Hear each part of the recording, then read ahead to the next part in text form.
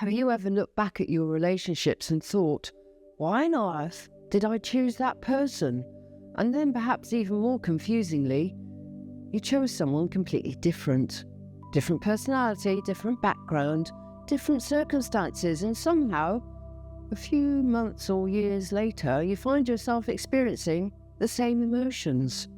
You're chasing, waiting, trying to understand, trying harder, making excuses, feeling insecure, or perhaps you're always the one doing the emotional work while the other person simply exists. And eventually you start wondering, why do I keep attracting these people? But I want to change that question today, because perhaps it isn't only about who you're attracting.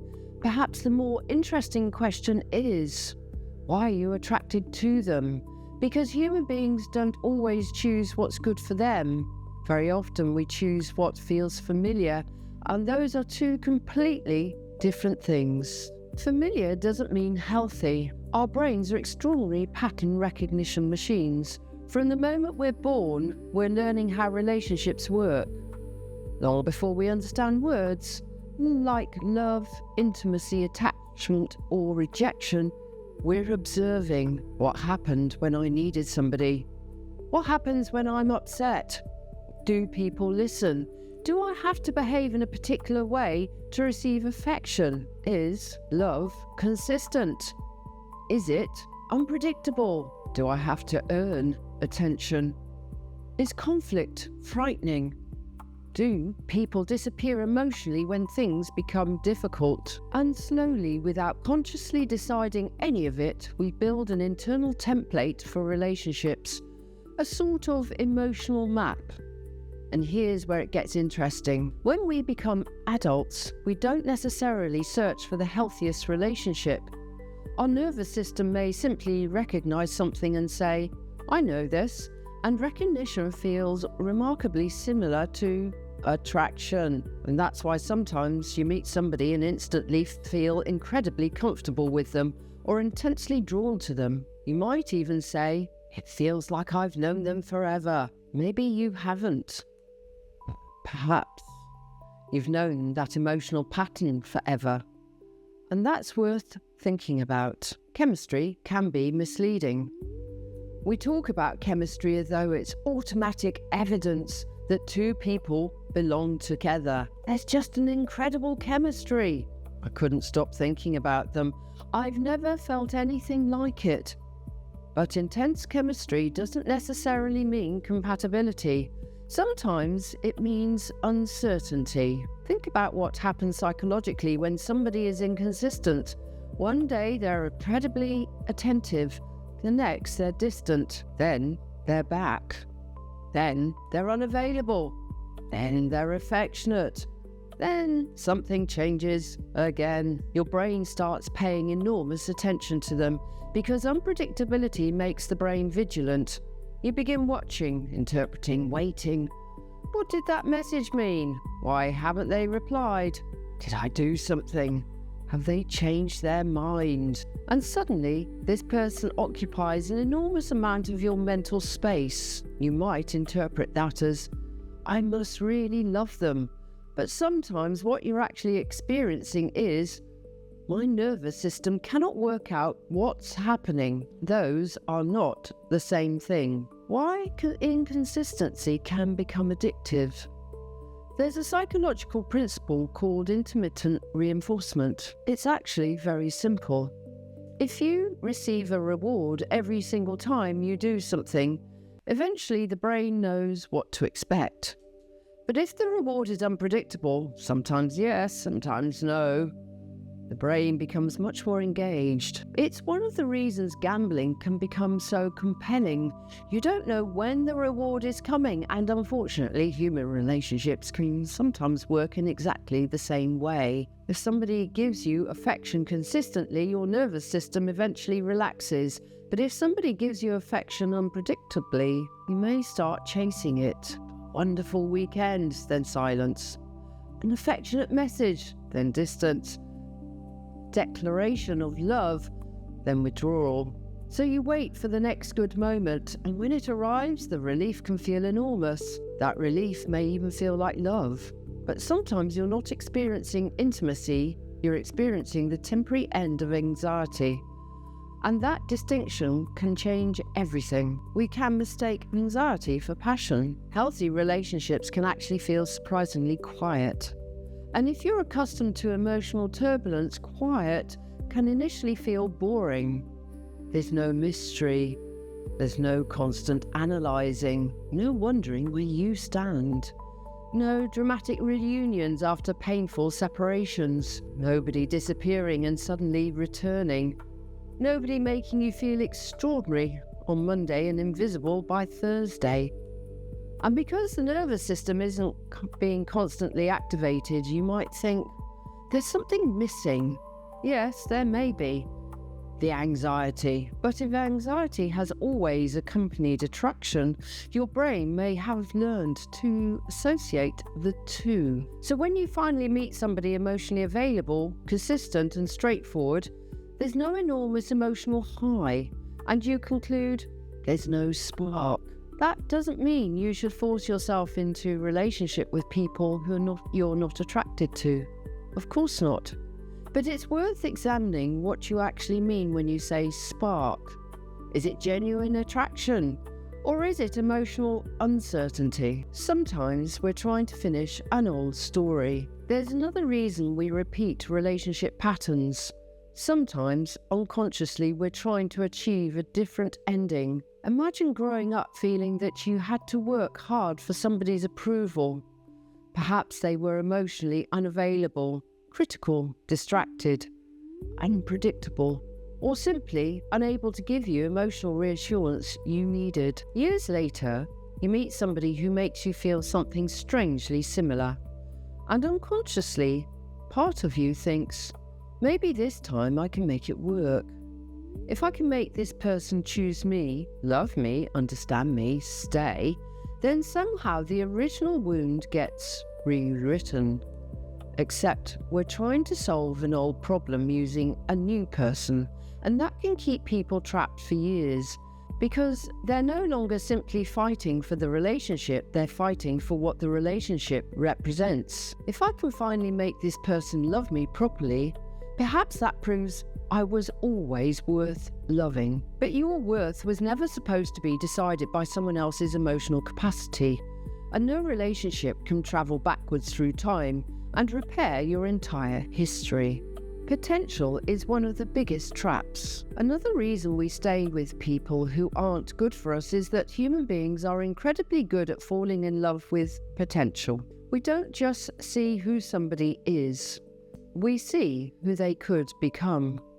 If they dealt with their issues, if they stopped drinking, if they became emotionally more available, if they left the relationship they were promising they were going to leave, if they're finally committed, if they went to therapy, if they stopped disappearing, if they learnt to communicate, if their circumstances changed, and suddenly you're not in the relationship with the person standing in front of you, you're in a relationship with a future version of them who may actually never arrive.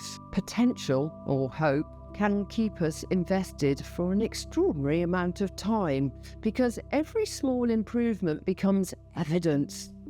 See, things are changing, and perhaps they are, but occasionally we need to ask a much harder question. If this person ever changed from who they are today, would I still choose this relationship? Not the future version, not the promised version, not the version they were during the first 3 months. The version today. That's often a very revealing question. We also become invested in our own effort. And then there's another trap. You've already put so much into it. 3 years, 5 years, 10 years. You've compromised, you've forgiven, you've waited, you've supported them. You explained yourself 17 different ways. You've read books, you've watched videos. You've tried giving them space. You've tried communicating more. You've tried communicating less.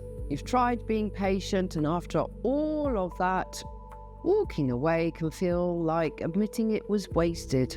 So we think, I've come this far, I can't give up now. Psychologists call this the sunk cost effect. The more we've invested in something, the harder it becomes to leave. Even when continuing may cost us even more. But time already spent isn't recovered by spending more time. 5 difficult years don't become worthwhile simply because you add another 5. The question isn't, how much have I already invested? The question is, knowing what I know today, would I choose this again? And that's a very different question. Love and compatibility aren't the same thing. This is perhaps one of the hardest things for people to accept. You can genuinely love somebody and still be completely incompatible with them. Love doesn't automatically create communication. Love doesn't create shared values. It doesn't create emotional availability. It doesn't cure addiction. It doesn't create honesty. It doesn't make somebody ready for commitment. It doesn't automatically make somebody capable of meeting your needs. We have romanticized love so much that we started treating it as it's supposed to be conquered through everything. Sometimes it doesn't. Sometimes 2 people love each other and still cannot build a healthy life together. And recognizing that doesn't make love false. It simply means love was not enough. So why do we ignore what we can clearly see? People often say, but I knew at the beginning. And that's interesting because quite often we did. Something felt wrong. There was an inconsistency, a story that didn't quite make sense. Their actions didn't match their words. We saw how they treated everybody else. We noticed how they handled conflict. We felt uncomfortable. But then we explained it away. Because when we really want something to work, the human brain becomes incredibly creative. We don't just observe reality, we negotiate with it. They're under pressure. They've been hurt before. Had a difficult childhood. They're frightened of commitment. They don't mean it. All of those things might be true, but understanding why somebody behaves badly doesn't mean you have to volunteer to experience it. Explanation and acceptance are not the same thing. You can understand somebody completely and still decide they're not good for you. So, how do we break the pattern? Not by becoming suspicious of everybody, and not by making a checklist of 50 red flags. The first thing is simply to become curious about your own attraction. Instead of asking only, do I like this person? Ask, how do I feel around this person? Do I feel relaxed? Do I feel respected? Can I speak freely? Do their words and behaviour match? Am I constantly trying to interpret them? Do I know where I stand? Am I becoming more myself around them, or am I slowly becoming smaller? And perhaps most importantly, am I responding to who this person actually is, or to who I hope they will become? Then watch behaviour, not promises, not potential, not beautiful explanations, patterns. Because eventually patterns tell you far more than words. The strange thing about healthy love, if you spent years associating love with struggle, a healthier relationship may initially require an adjustment. Consistency may feel unfamiliar. Being respected may feel unfamiliar. Someone saying what they mean may feel unfamiliar. Not having to chase may feel unfamiliar. And unfamiliarity can make us uncomfortable. But uncomfortable doesn't always mean wrong. Sometimes uncomfortable simply means new. And perhaps that's one of the greatest challenges in changing any emotional pattern. At some point, you have to stop choosing what feels familiar long enough to discover what actually feels good. And in closing, if you've repeatedly found yourself with people who weren't good for you, don't only ask, why do I keep meeting people like this? Look a little deeper. Ask, what am I recognizing in them? What feels familiar? What am I trying to prove? What am I hoping to repair?